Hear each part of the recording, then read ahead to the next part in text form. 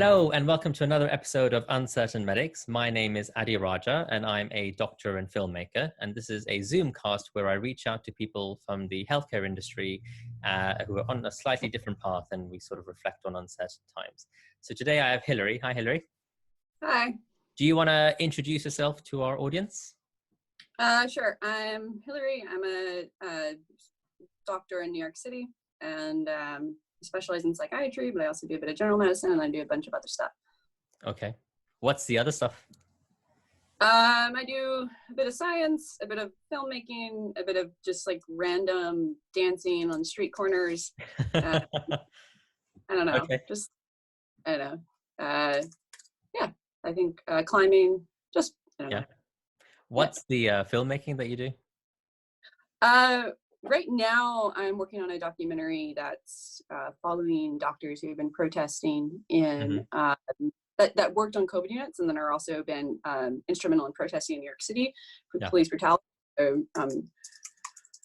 yeah, that's the documentary I'm working on currently. Okay, well, that's certainly a very topical documentary. There is that something I presume that you started recently in amongst everything going on? Yeah. I just kind of started organically. I started by organizing this one protest that kind of snowballed from there. The doctors clapping at 7 p.m.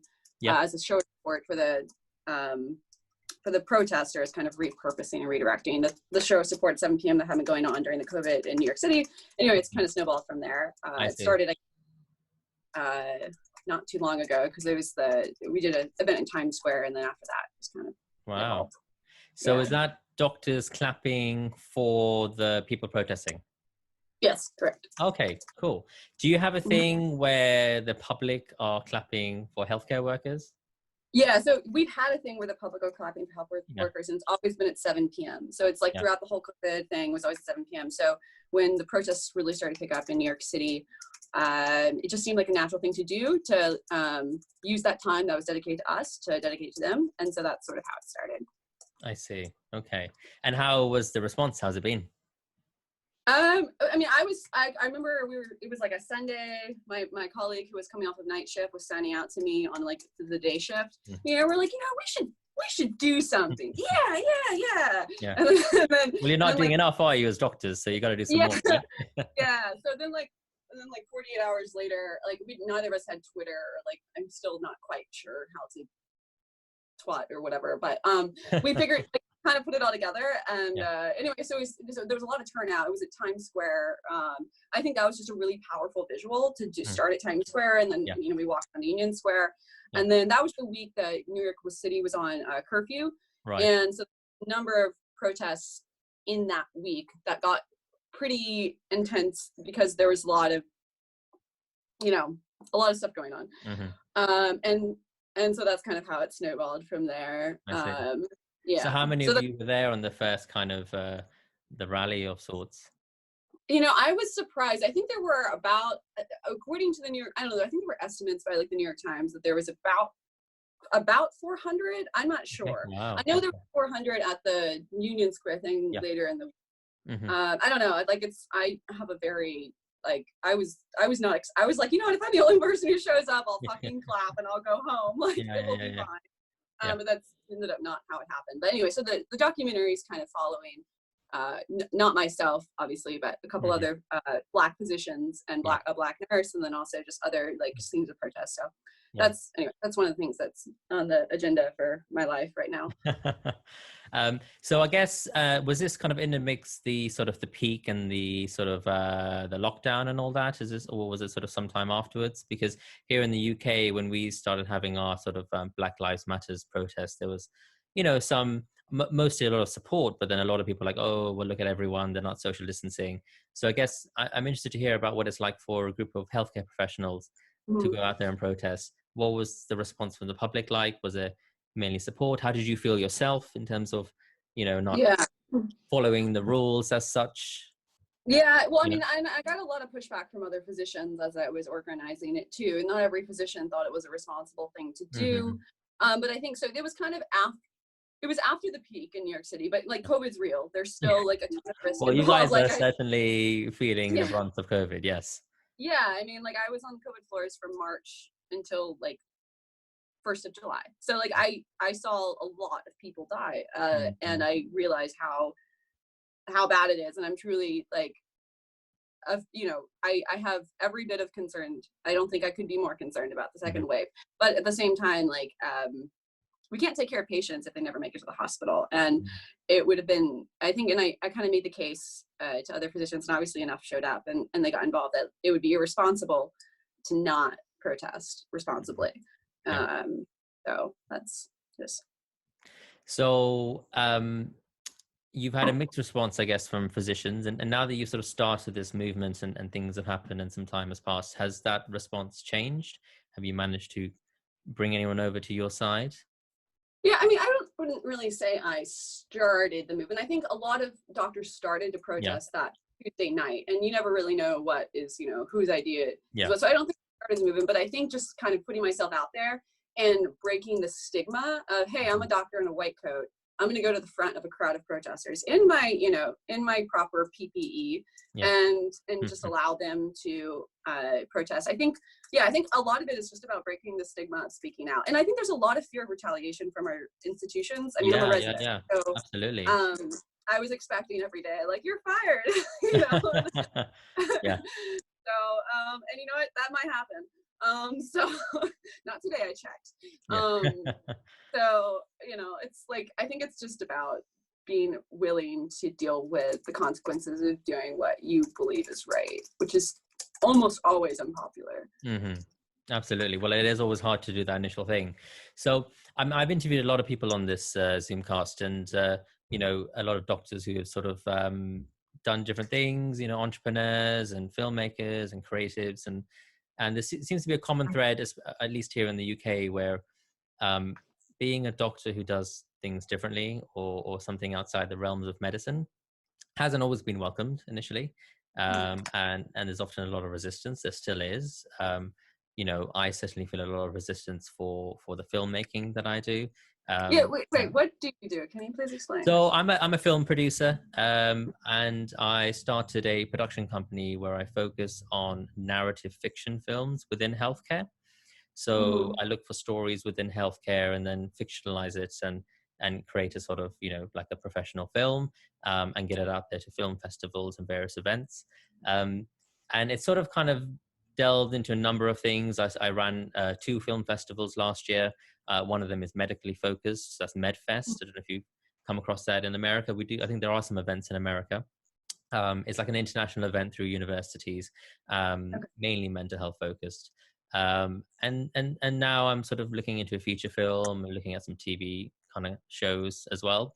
So it's everything, obviously with COVID, everything sort of died down, and I had a number of projects that just sort of, went to the ground. So I'm now in this position where it's like, oh, well, I guess, I'm a doctor now, and maybe I should focus on that. So it's been a bit weird, balancing that, because I identified as a doctor who makes films, and now I'm just a doctor. So but I haven't really focused on that for a couple of years. So what do I do? So now I'm panicking and thinking, what's my career? And will I ever get to make films again? So, but yeah, so mainly, film productions. I can send you a few links after this.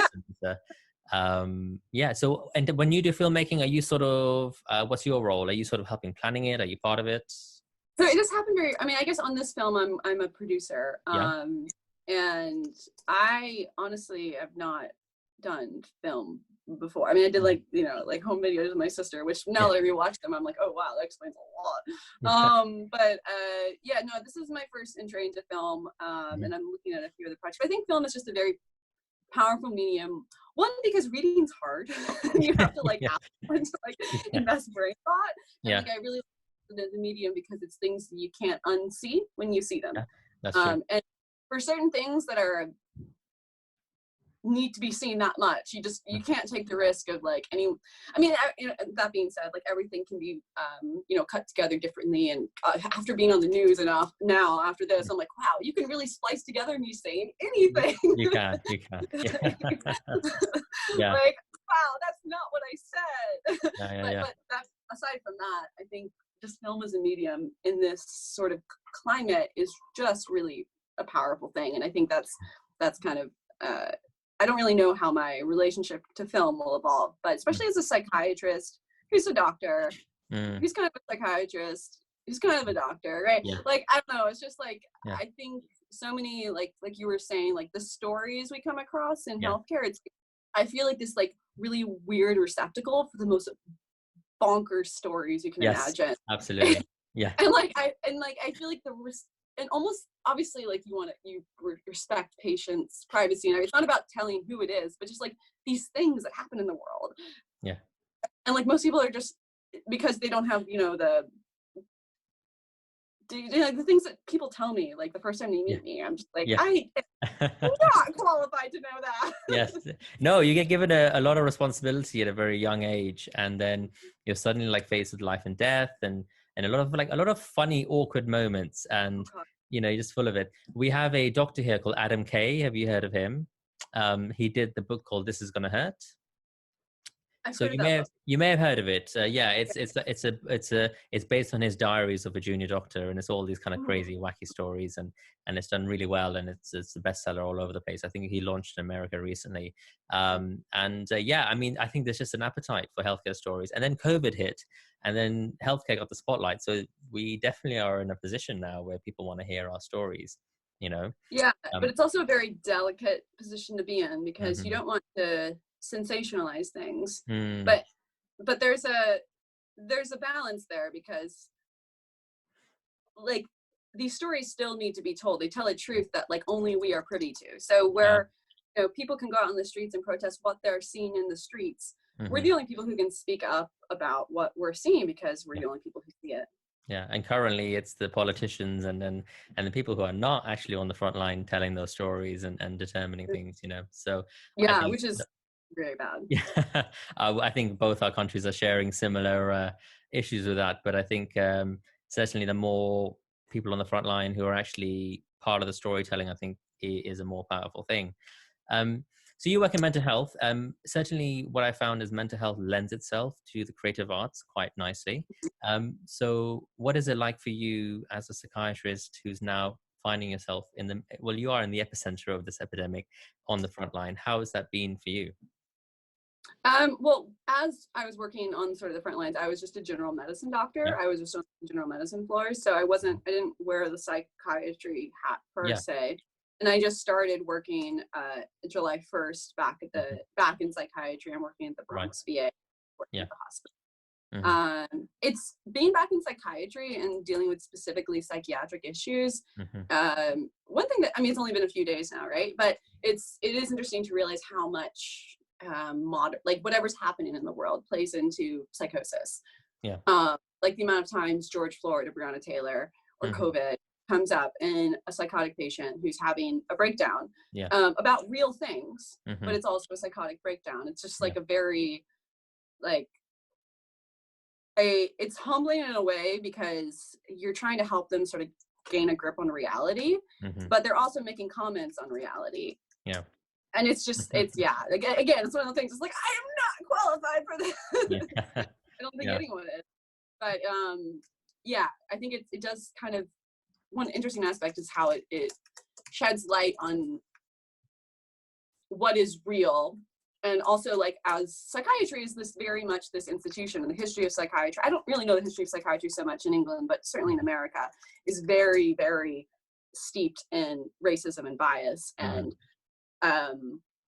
that's part of the research I do on the board behind me. But it's a very, because essentially, like, telling someone they're psychotic is telling them that whatever they think is real is not real, in whatever context in which they are. And that can be very, obviously the history of that is very, to me it's obvious, because I grew up in America, and I just sort of know the history of it, but it's very racially charged, and it's just charged in any even not just race. It can be a lot of things, but it's charged with anything where you have a group of people who has authority to tell the other group what's real and what's not real. So right. So and like, from your perspective, what was it like working with your colleagues during the sort of pandemic at its peak? You know, was it, I'm sure it was quite a toll on people. Is that something that's easing off now? Is there sort of any effects of that you're seeing now with colleagues and stuff? I think for all of us who were like in the height of it, it's very hard to adapt to normal life. Like, you Yeah. know, I like wake up at 4. I'm like, who's dying? Where? Yeah. Yeah. Um, Yeah. and it's just really hard to like think of a lot of things that are, I just think everything's kind of trivial, to be honest. Like a lot of the time, like, Mm, you know, meetings and like forms and mm, there was just definitely, it was kind of like the Wild West. Like, you know, we're just throwing shit at people and just hoping mm. for the best, you know, like Yeah. Yeah. 10 codes and you couldn't Yeah. even make it, you know, and it's just like in that environment, naturally, you just come to think of reality in a different way. And now it's just like, there was a moment a couple weeks ago where for the first, you know, like when you're in that kind of environment, you know, where like a certain load of your patients die every day and the rest you're not really sure what's going to happen, you Mm. just start to not think about the future. You just Yeah. start to be like plan 6 months in advance, or just What's the like point? Yeah. what's the point? Yeah. And then now I'm looking for an apartment and I'm like, wait, like you want a year lease? Yeah. Yeah. like, Yeah. It's like like, I know. Yeah. I know. Yeah, absolutely. No, so I have been, so we have public medicine here and private medicine, Mhm, and I've been working in a private hospital for the last couple of years because prior to this, I just sort of became very overwhelmed with the public medicine training mhm, program here. And, you know, as a training doctor, you have so many sort of hoops you have to jump through and boxes you have to tick. And I obviously had this creativity that I was trying to get out. So it's been really nice the last couple of years working in a sort of private hospital where it's a bit more of a controlled environment. You have a bit more control over your life. You're better mhm, paid, which helps. And, you know, I then spend my days off on a film set doing whatever. mhm, And since COVID's hit, you know, we've been now treating public patients, and it's been a bit mad. Um, mhm, and I'm now starting a public job in 3 weeks. And you know, for the last few months, I just haven't thought about anything. You know, you know, I'm currently living back home. I don't have to worry about rent. You know, I'm working all the time. But now the reality of having a normal job, you know, with a 12-month contract, and I'm about to move into a flat for 12 months, and I've just got this anxiety of like, oh God, I mean, I guess this is what people go through like after a war. It's just like, oh, we have to come back to normality now and deal with normal things, and I don't want to, yeah, you know. yeah. And also just like the way that normal things are thought about, like, Mm. and the amount of anxiety associated with like normal things is like, it's like you're normal if you have the right anxiety about the right stuff, and if you Mm. don't have the right anxiety about the right stuff, then you're abnormal. It doesn't Yeah. matter like the net of, like, amount of anxiety. It's like you need to care about the right things, and like I don't, like, I Yeah, really don't. And that's kind of an issue, I guess. I guess so. But I don't think that's abnormal. I think we've just been through a very abnormal experience, and it's heightened us in some way, and our perspective is different. That's all. And I think you know, you got to sort of go with that. I hope, Yeah. you know. Are you afraid of losing that perspective? Like, how are your thoughts on that? Like, you're going to go back to your flat and your job, and then you're going to live with Yeah, you know, I went through a bit of I'll call it a breakdown 5 years ago, and you know, just sort of then had a bit of a crisis period. And then after the crisis, I mean, post crisis, I think is the best time because you're just like, I don't care about anything. I'm just going to do what I want. I'm going to follow my passions and whatever. And then normal life kicks in. And then after this pandemic, it's kind of like it's thrown me into a bit of a crisis again. And Mhm. what I'm trying to do, I feel, is I'm trying to force myself into a normal situation. And I think that's making me feel trapped. So I feel trapped, and I feel like, yes, now I'm looking at a 5-6 year period of where I need to train to become a doctor again, like, you know, a senior doctor. And, Yeah. you know, am I doing the right thing? But, you know, like the film industry is dead at the moment, and, you know, it doesn't pay the bills. And you know, maybe this is an opportunity for me to, because I now feel a bit incompetent as a doctor because I haven't Mhm. been training for a few years. And you Mhm. know, all my colleagues are sort of, you know, the front line and all this kind of stuff, and I'm just like, yeah, I'm working in a private hospital, you know, I'm doing okay. So I'm now having an existential crisis about being a doctor again, you know. So I don't know, we'll see what happens in a couple of years, and maybe I'll go back. But yeah, generally feeling a bit yeah, I don't want to waste the crisis years with normality, Right, right. you know. So what would not, like, if, in an ideal world, what would not wasting the crisis years look like for you? I think it would be a case of, um, I guess, I've sort of spent 2 years, um, sort of making ground in the creative industry. So, are you okay there? Yeah, sorry, I had to plug in my computer. Okay, Oh, it's right, lit. no worries. Yeah. Yeah, I'd want to continue what I'm doing, Hmm. as a sort of non-doctor, shall we say, and pursue those interests and find a new normal. I mean, what is the film industry now? I got to figure that out and move forward. Um, and but at the same time, I want to become a better doctor. So maybe I just need to figure out what I want. Yeah, You know? you might find that there's a way to integrate them now in the crisis years that was not possible I before. think so. I think so. I think healthcare has opened up a bit, and I think just like many other industries, and people are realizing actually, we need to be a bit more flexible with our workers. We need to kind of embrace doing things differently and innovation and creativity. So maybe, um, but I think we're all in limbo, aren't we? Because we don't really know what's going to happen. We have ideas, we're waiting for a vaccine, and like But politically, I well, think, what you know yeah, but even vaccine, like that doesn't solve the problem of like global exactly, zoom, and this exactly, has been coming for a long time. yeah. So I think we kind of just have to move forward. This is not going nothing. I think it's best to operate on the assumption that things are never going to go back to the way they were, and they Mm, probably shouldn't. yeah, Um, agreed.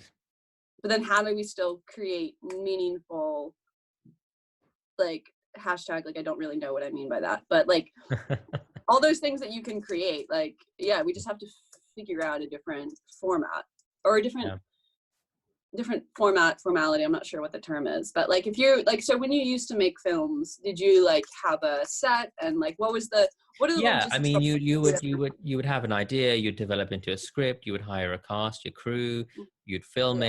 it. It'd be all very set, and then you obviously the output usually is within the film industry. It's Mhm. the film festivals. It's let's try and get to Netflix. But now it's like I think you look at TikTok for example, and you just see people making these viral videos and getting millions of views, and they're getting content out there, and I think content is now going to be very much more accessible, much more democratized, much more online.